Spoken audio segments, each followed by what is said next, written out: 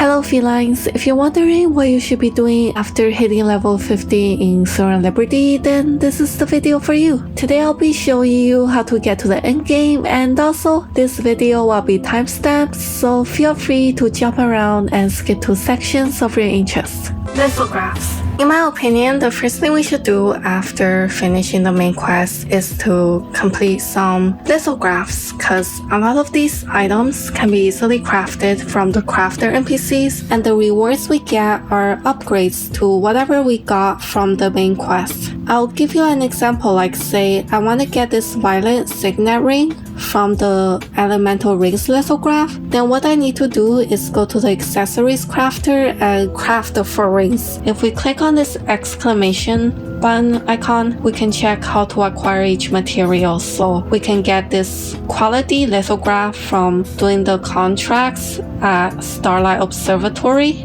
We can get this gold from mining. And right now there is a Halloween event going on where we can get magic powders as well as some other really good stuff. So do take advantage of this. Another way to get this powder is to buy random weapons from the equipment merchant. Just dissolve them to get white powder and then craft the green ones. As for the crystals, I would just get them from side quests, or actually if we have purple and blue crystals available in our guild shop, we can also buy them and turn them into green ones.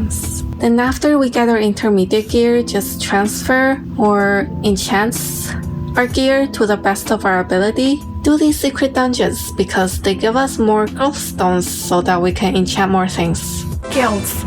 Before we start grinding for the endgame, we gotta make sure that we're not in a scam guild, cause scam guilds are quite common. Lots of new players think that guilds are just for using the guild shop, so they just join a random guild, but actually we really need to pick and choose our guilds, cause some people are making guilds to funnel for themselves and their friends. Every time we do world bosses and guild raids, loot can drop, and the leader has the power to choose where loot goes to. So if we find ourselves in a guild where the loot setting is set to the guild, then we need to find out how the loot system works by joining the Discord or by asking around. Like legit guilds will clearly state their loot distribution system, whether it's through RNG or through auction or something else. The only guilds that will hide this info are the fishy ones. If nobody knows what's going on with the loot, then we should probably leave the guild.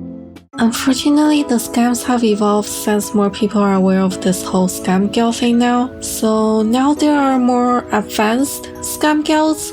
Some guilds will tell you that they do the master loot system or that they do loot console. Just be good and eventually you'll get your loot. So you show up for every guild event, you do your guild contracts, you help level up the guild, you do so much, but the valuable loot always goes to that same group of people. And then when you ask them like, hey, what's up with the loot distribution? They'll be like, just wait your turn. And then it's never your turn.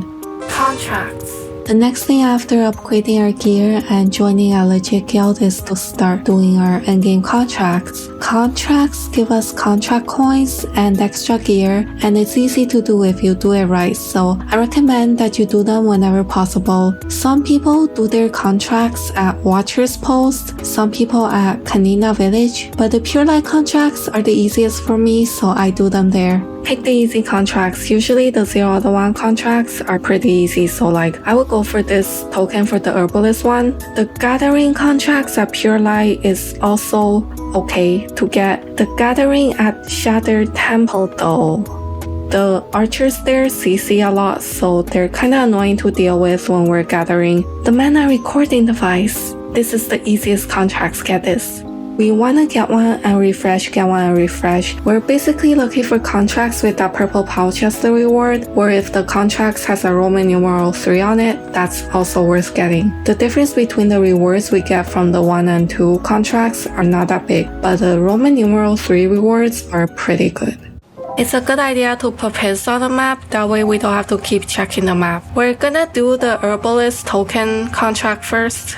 This one is co-op, so usually people are already doing it. If we don't see the goblin herbalist walking around, then look for the bag of tokens and interact with it to complete the contract.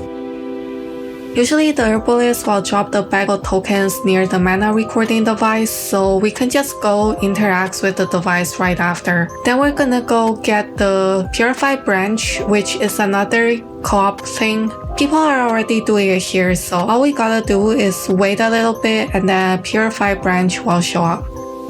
The mana recording device at Shattered Temple is northwest of the Shattered Temple waypoint. Go through this archway and climb up the wall. And last but not least, we're gonna do the contracts that will give us that purple pouch we want, so we need to gather 3 things here.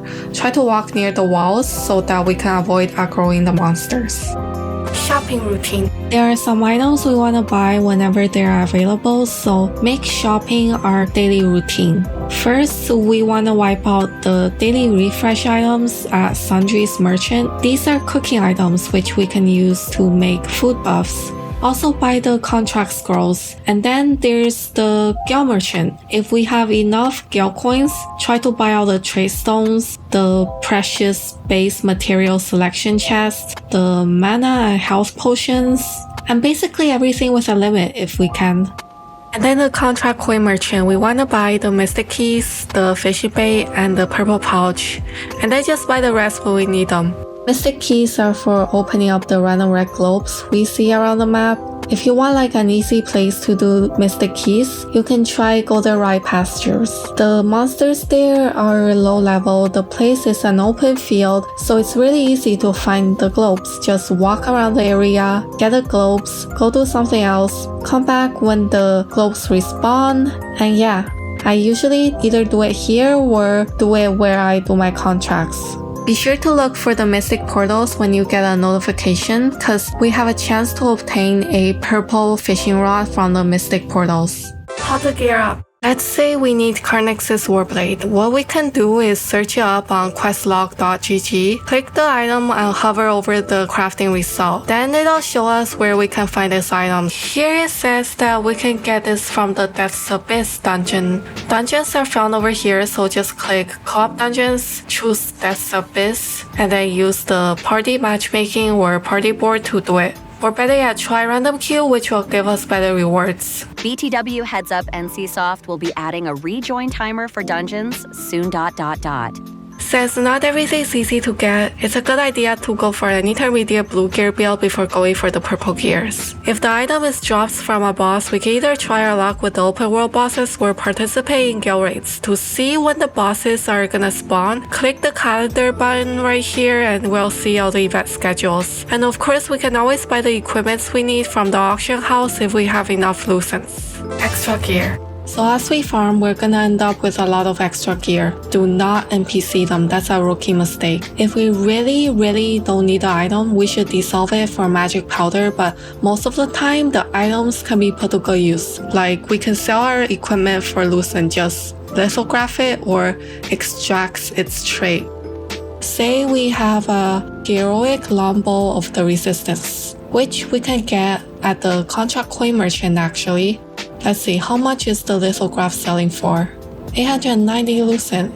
And then let's check what trait we got. Humanoid bonus damage. Okay, that's not gonna sell. So let's turn it into a lithograph.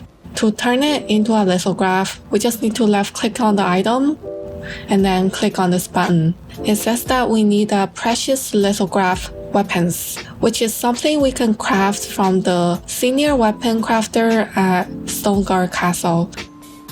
So precious parchment, we have that. Enchanted ink, we can buy from the contract coin merchant or the Halloween event NPC. Precious mana steel. Let's see, how many can we craft? 4. Luckily, I did my shopping routine, so I can use my material selection boxes. We can also use the blue and green materials and craft them into purple ones. Now we need precious rubrics. This we can get from the open world dungeon monsters, so let's go kill some real quick. Any dungeon will do. Remember to open our blue contract scrolls and then just start killing the monsters. Well, actually, this is pretty slow because this is the wrong way to do it. We should party up. Let's go invite people. see all these people doing it solo, just send them an invite and party up. We can also use the chats like find a party chat, girl chat, world chat, general chat. Just spam your party, spam that you're looking for a group. And yeah, this game is big on interacting with other humans. Why am I playing this game honestly? I hate humans.